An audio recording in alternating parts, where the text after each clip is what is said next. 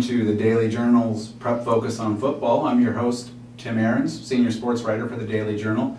Across from me, well, you know the man, myth, the legend, Steve Susi, the authority on high school football in the state of Illinois. Well, Susie, we started in August with 15 teams. 7 of them made the playoffs. 4 of them survived the first round, so we seem to be having ourselves. Any big surprises the first week of the playoffs for you? I don't know if there were any huge surprises, but I thought going into last week's playoff games that the Herscher-IBC game was kind of a toss-up on paper. In reality, that turned out to not be the case, as IBC dominated Herscher in every facet of the game and ousted the Tigers from the playoffs. So the loss wasn't a total shock to me. The margin of victory was. Yeah, you were texting me. You were at that game, and I was covering Olivet football, and you were texting me, and I kept shaking my head, going, "Wow, how is this happening?"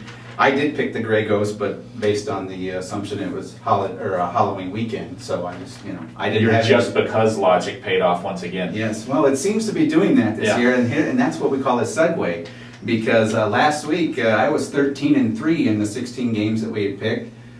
Steve here was 12-4, so I gained yet another game on the authority on high school football. For the year now, I lead the overall standings of the Journal staff with 101 wins. Sports editor Dave Sirico and WKAN's Lee Schrock follow closely behind at 99. How about Lee up there this year? He's usually a bottom feeder. The dartboard must be working for him. Yeah.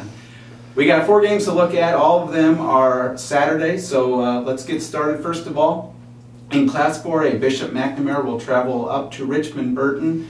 Richmond Burton is 10-0, Mac is 8-2. Richmond Burton beat Manteno last week, I believe 41-13. Well, Richmond Burton coach Pat Elder and me are getting real friendly because I make a habit of calling the opposing team coach in a couple days prior to a game.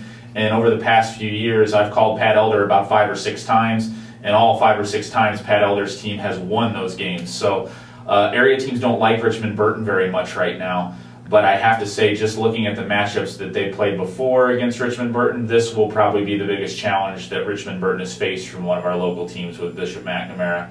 A big offensive line that should give Richmond Burton's pretty solid offensive and defensive lines test all night long. One thing we've talked about a lot in the office, come playoff time, McNamara really tightens things down offensively, becomes even more of a running team than they are throughout the season, or so it seems.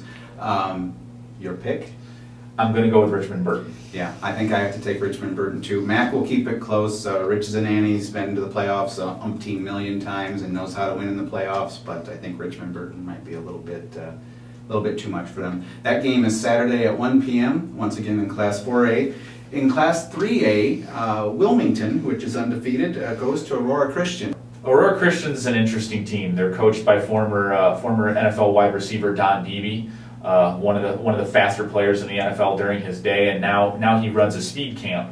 And they basically run a spread offense over there. They throw all the time. Big Shock being a former wide receiver and all. And their quarterback is a transfer from Joliet Catholic, one of the powers in the state of Illinois. He's thrown for over 2,500 yards this year. So Wilmington might have a lot to handle this week. Throw out the records. Aurora Christian is only 6-4, but they play a real rough schedule. Wilmington's 10-0, and I covered Wilmington last week, and they dominated Winnebago 55-26. But if they did have a bugaboo a little bit, it was pass defense, and they're going to see a lot of passing this week. So your pick? I never ever do this. I'm picking against Wilmington. I'm taking Aurora Christian. Well, I'm going to stay with the Wildcats and take them, although I won't be surprised. This is a tough second-round matchup for them, and if they survive, then we'll be talking about them next week. So here we go. In 2A, well, back to 3A real quick. That game is 7 p.m. on Saturday at Aurora Christian. Now we'll move on to 2A. Moments gets a home game, 2 o'clock on Saturday. Their reward is Deer Creek Mackinac, which is unbeaten at 10-0. I don't know if I would call that a reward. Deer Creek Mackinac is an awfully good team. They were around the top 5 of the classification all year long in the AP rankings. I think they ended up finishing 6th in the rankings in the final postseason rankings. They're a very good team. They run a spread offense. They're kind of like Moments in that sense, but they score a bunch of points. They do it quickly. They're very good. Moments has got their hands full here, and I'm going to take Deer Creek Mackinac. Yeah, I'll take them too. Moments has been one of our more surprising teams, and they've also lived on the edge quite a bit of, they've had a couple overtime victories, including last week's win at El Paso, which you saw. They got a chance to win this game, or is it, what do they got to do? They have a chance, but they have to limit mistakes, and that's what's gotten them into those situations when they've been forced into some of those overtime games. They've made some mistakes. They had several fumbles last week. It looked like they had the upper hand on El Paso pretty much the entire game. And then when we got to the end of it, it almost looked like El Paso was going to win in regulation. So they play with fire sometimes. They put the ball on the turf a little bit. Seth Stevenson was great last week. He was 22 of 25. That doesn't happen very often, but he's got to avoid interceptions. That's been a problem for him at times. They don't have to play completely mistake-free football, but they've definitely got to clean up some of the mistakes that have plagued them in past weeks. Okay, I think we're both taking Deer Creek in that one. Also in 2A, Central will host Aledo Mercer County. We'll call them Aledo for our purposes here. That game is 5 o'clock on Saturday. What do you know about Aledo? Well, Aledo's another one of those teams that you always hear deep in the playoffs in the lower classifications. They've got a strong history. They've done a really nice job over there of building a program that's consistently good. I'm not sure if this Aledo team is at the level of some of the past Aledo teams. They've got a quality record, but I don't think their conference is very strong. And I think Central's playing exceptionally well right now. So I'm leaning towards Central. I'm pretty comfortable with that pick. I think the Comets are going to get by this one. Yeah, on paper, this is a matchup of two 9-1 teams.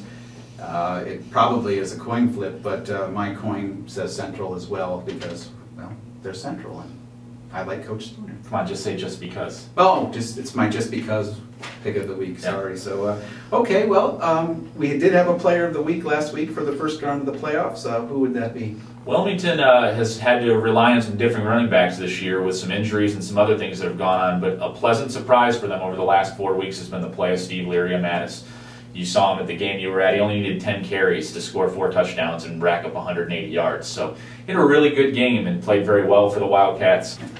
Okay, that's going to wrap it up for week 2 of the playoffs. Make sure you grab Thursday's edition of the Daily Journal. You can read up on the games coming up this week and see all of our staff picks and take a look to see who has the most wins, because that would be this guy. Until then, I'll see you on the sidelines.